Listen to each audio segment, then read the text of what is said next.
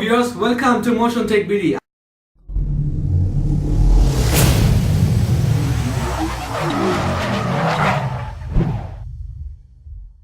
আজকে আপনাদের জন্য নতুন একটি ভিডিও নিয়ে এসেছি। আজকে কোনো টিউটোরিয়াল ভিডিও থাকছে না, আজকে পুরোটাই হচ্ছে রিভিউ ভিডিও। নতুন স্মার্টফোন যেটি লঞ্চ করা হয়েছে চায়নাতে 2019-এ Redmi Note 7, সেটির আনবক্সিং সহ সব স্পেসিফিকেশনস এন্ড ডিটেইলসে আজকে ভিডিওতে থাকবে। সো আপনি যদি চ্যানেলে নতুন হয়ে থাকেন তাহলে অবশ্যই চ্যানেল সাবস্ক্রাইব করবেন এবং আমাদের সাথে পুরো ভিডিওতে থাকবেন। সো চলুন আমরা রিভিউটি দেখে নেই। ইয়েস গাইস, এটি হচ্ছে আমাদের Redmi Note 7 এর বক্স। অ্যাজ ইউজুয়াল সব বক্সের মতনই এটাও সেম বক্স। সো চলুন এখন এই বক্সটি আমরা আনবক্সিং করব। সো বক্সটি ওপেন করলে আমরা দেখতে পারবো ফার্স্ট পার্টে একটি গাইডলাইন বুক থাকবে। সেই গাইডলাইন বুকে মোবাইলের ফুল ডিটেলস দেওয়া আছে, আপনারা চাইলে পড়ে নিতে পারেন, বাট আমরা এখন পড়বো না। সো আমরা একটু এরপরে যাব। এরপর হচ্ছে পিন পাবেন আপনারা। এরপর থাকছে হচ্ছে মোবাইলটি আমরা পরে দেখব।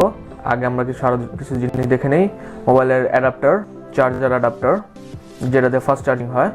সো এরপর থাকছে আমাদের কেবল, ডাটা কেবল বা হচ্ছে চার্জিং কেবল যেটাই বলেন না কেন, এই জিনিসগুলো থাকবে আমাদের মোবাইলের বক্সের ভিতরে। সো চলুন এখন আমরা মোবাইলে চলে যাব, মোবাইলের ডিটেলস দেখব।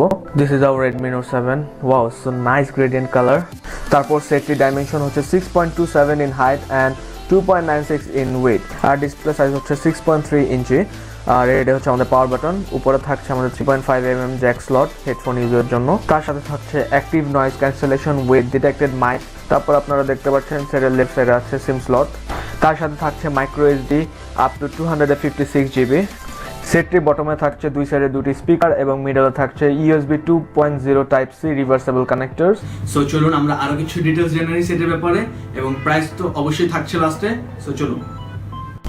Redmi Note 7 এ থাকছে 6.3 ইঞ্চি IPS LCD display with Corning Gorilla Glass 5।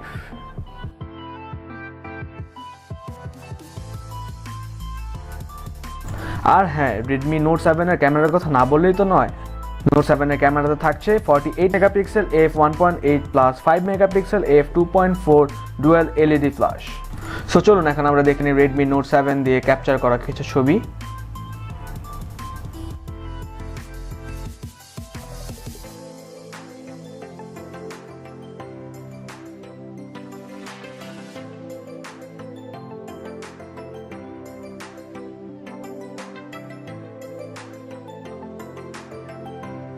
এবং মেইন ক্যামেরার সাথে সাথে আপনারা পাচ্ছেন সেলফি ক্যামেরা তো 13 মেগাপিক্সেল f2.0। ভেতর আপনারা পাচ্ছেন স্ন্যাপড্রাগনের chipset 660 with 4 or 6 GB RAM and 64 GB storage. তার সাথে আরও থাকছে নন রিমুভেবল লিপো 4000 mAh এর battery with fast charging support. এবং যারা গেম খেলতে পছন্দ করেন তাদের জন্য বলছে এই মোবাইলটি গেম খেলার জন্য অনেক ভালো।